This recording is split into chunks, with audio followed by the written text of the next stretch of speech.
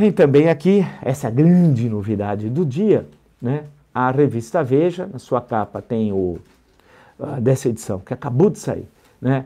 Tem o Sérgio Moro, e aí novos diálogos revelam que Moro orientava ilegalmente ações da Lava Jato. Mensagens inéditas, analisadas pela revista Veja e o site do Intercept Brasil, mostram que o juiz cometeu, de acordo com essas mensagens, irregularidades, sérias irregularidades. E quando você começa a ler as mensagens, que tudo indica que são verdadeiras, e o próprio ministro já reconheceu quando pediu desculpas ao MBL por ter chamado sua liderança do Movimento Brasil Livre de tontos, então você só pede desculpa quando você sabe que falou aquilo, né? Vamos seguir então, seguindo em frente. E ele segundo as mensagens, ele não pode orientar o Ministério Público a como coletar provas, isso não pode, ele não pode orientar o Ministério Público. Ele virou quase que um chefe informal do Ministério Público Federal do Paraná em relação à Lava Jato, isso não pode.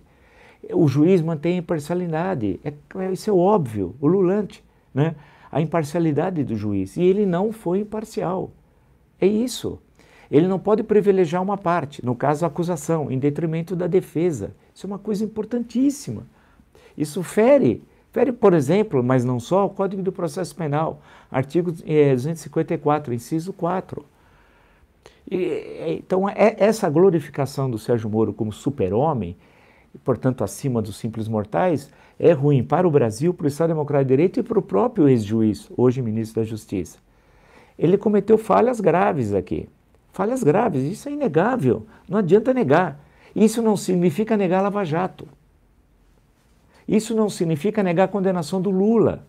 Também não.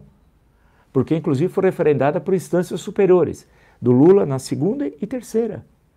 TRF da quarta região e o Superior Tribunal e o STJ, Superior Tribunal de Justiça, né? Então dá para entender? Tem de separar Lava Jato, condenação do Lula, que é uma outra coisa, dessas revelações. Que ele agiu de forma indevida, é claro, líquido e certo, sobre várias operações aqui da Lava Jato. Ele não podia ter feito isso. Agora, não tinha provas para condenar o Lula? Tinha provas. Tanto que a segunda instância referendou. A terceira não examina as provas, mas examina o trâmite legal. E referendou também a condenação do Lula. Fez só uma alteração de pena, de 8 anos e 10 meses. O Moro tinha condenado a 9 anos e 6 meses, o TRF da quarta região, 8ª turma, a 12 anos e 1 mês, e o STJ a 8 anos e 10 meses. Né? Mas sempre condenando. Então, a condenação do Lula não está em jogo aqui. Nem a Operação Lava Jato. Pelo que sabemos até agora, nesses últimos 5 anos, ela foi fundamental para o Brasil. Porém, as mensagens não dá. O juiz, então juiz, agiu de forma parcial. Ele não poderia estar orientando o Ministério Público Federal, colher testemunhas, ele não manteve imparcialidade. Isso é muito claro, isso não pode. Então, a reportagem acabou de sair, a revista acabou de sair, né? Vai ter muita polêmica sobre isso. Eles tentaram falar com o Deltan Dallagnol, o procurador, e com o ministro, hoje ministro Sérgio Moro. Eles não quiseram dar declarações, e a revista falou que entregaria pessoalmente a Moro e a Deltan Dallagnol as mensagens. Eles queriam receber por e-mail. Ele falou, não, levaria pessoalmente, para que eles examinassem e tal, mas eles não quiseram receber. E de acordo com a reportagem, há quase 1 milhão de mensagens, 1 milhão de mensagens, totalizando um arquivo com mais de 30 mil páginas. 30 mil páginas. É claro que eu presumo tem a dificuldade de seleção. Se você tem quase 1 milhão de mensagens, 30 mil páginas, como é que você vai selecionar, montar, checar as informações? Mas tudo indica que as mensagens são verdadeiras. Há a questão de quem é do hacker, ou hackers, né? Não sei quantos foram, né? E quem está envolvido, isso eu não sei. Agora, a nossa Constituição, artigo 5º e artigo 220, que eu sempre leio aqui, eu vou inclusive lê-la outra vez, não custa citá-la, né? No artigo 5º da nossa Constituição, que eu sempre digo que nós deveríamos andar com o livrinho, inclusive tem uma edição pequena, viu? Se vocês quiserem, tem essa edição aqui, vocês podem andar com ela no bolso. Compro no STF, é bem pequenininha aqui, né? Bem pequenininha. Vocês pegam isso aqui, olha, aqui, dá para... Quer dizer, tem um problema de miopia também, mas dá para ler, vocês têm toda ela aqui. Então, que é muito boa, né? Eu sempre digo que isso daqui devia ser usado não como disciplina, mas como texto na sala de aula. Aprender língua portuguesa, fazer exercício de gramática, entrar nas aulas de história. Isso aqui é importante.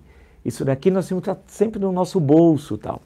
Aí diz a nossa Constituição, no artigo 5º, que garante efetivamente, tanto o artigo 5º, inciso 14, o que ele diz? É assegurado a todos o acesso à informação e resguardo do sigilo da fonte, quando necessário o exercício profissional. Isso é garantido, está aqui. Artigo 5º, inciso 14, consultem. Por outro lado, se vocês olharem, e voltamos aqui à nossa Constituição, porque ela é o nosso guia. O caput, por exemplo, do artigo 220.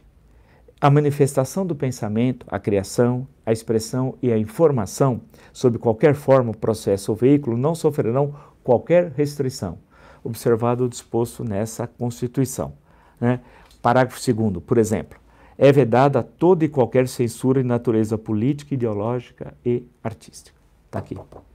Então, para concluir, né, para a gente pensar sobre esse assunto, as mensagens são sérias, muito graves, não poderiam ter ocorrido. Agora, não, mas não podiam ter sido publicadas, é criminoso. Não, o sigilo da fonte está garantido aqui, pela Constituição. Então não é essa a questão. A questão que se coloca agora não é fugir do problema. O ideal seria estar presente Deltan Dallagnol, Sérgio Moro e um representante, por exemplo, desse do Intercept do Brasil, ou um terceiro um jornalista, tal, que não podia necessariamente ser do site, mas que perguntassem para ele, com base nessas mensagens, fizessem um questionamento. Seria ótimo para todo mundo. Para o ministro, ex-juiz Sérgio Moro, para o procurador Deltan Dallagnol, para a imprensa, principalmente para o Brasil. Seria um esclarecimento fantástico. Sentava, um aqui, outro aqui, e o jornalista perguntava aos dois, tendo acesso. Claro que não podia levar quase 1 milhão de mensagens, 30 mil páginas, imaginou, mas apresentaria essas questões, porque são graves.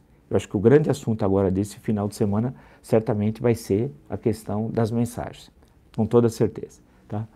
Bem, se você gostou dessa live e de outras lives, dos meus vídeos, são muitos, né? São bastantes, são dezenas, que estão no meu canal, no YouTube, Blog do Vila, Marco Antônio Vila, se inscreva no meu canal. Né? Do que você gostou lá, coloque lá um like, ative as notificações, utilize da página, das páginas, são várias, né, dos comentários, escreva, proponha, debate, e sempre alto nível. Né? Que nós temos gente muito boa no Brasil, nada de fazer aqueles xingamentos, aquela coisa de extremismo, tanto à direita como à esquerda. Tá? O extremismo não está aqui na Constituição. Né? A Constituição, inclusive, é uma Constituição liberal no campo político. Isso aqui é uma Constituição liberal. Né? Algo que muitos não são no Brasil. Muitos se dizem liberais e são liberais de fancaria. Né? Porque não depende, por exemplo, dos princípios democráticos dessa Constituição. São liberais de fancaria. Esses que falam, eu sou liberal, que liberal coisa alguma, adoro uma ditadura. Né? Não consegue conviver com a liberdade de imprensa, né? Com a democracia, com as liberdades, com os direitos humanos, com as liberdades democráticas. Né? Alguém, por exemplo, que é a favor da tortura, viola a Constituição. Né? Que é fundamental. A nossa Constituição de 88, essencialmente, no campo político, é o liberalismo, está presente aqui. É que é necessário lê-la, conhecê-la. Né? E é isso que, infelizmente, o brasileiro não a conhece, não é necessariamente porque não quer conhecê-la, mas seria legal isso. Isso eu já falei uma vez para o ministro Aires Brito, ex-ministro, e que presidiu por um breve período o Supremo Tribunal Federal, que era utilizar a Constituição na sala de aula. Né? Seria uma coisa, não como disciplina, não é a Organização Social e Política do Brasil, nada disso. Não, chega de ter aquelas disciplinas a mais. Não, é no conteúdo de história. Né? No conteúdo de língua portuguesa, né? Você vai introduzindo esses conceitos constitucionais e tal. Então, se você gostou dessa nossa conversa, desse nosso bate-papo, estarei segunda-feira nesse mesmo horário.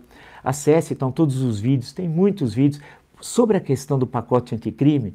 o vídeo mais acessado, e é muito bom, é a entrevista do Miguel Reale Júnior. Acessem, né, que é muito bom, está no meu canal. Eu acho que ele levanta questões muito importantes, porque muitas vezes a gente defende ideias sem conhecê-las, é uma prática no Brasil.